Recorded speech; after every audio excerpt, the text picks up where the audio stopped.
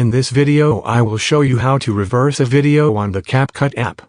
First open up the CapCut app. I'm going to start a new project. And I'm going to import a random video.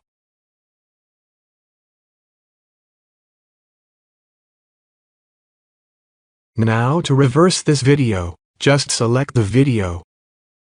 Swipe through the tools at the bottom. And find an option reverse. Just tap on it.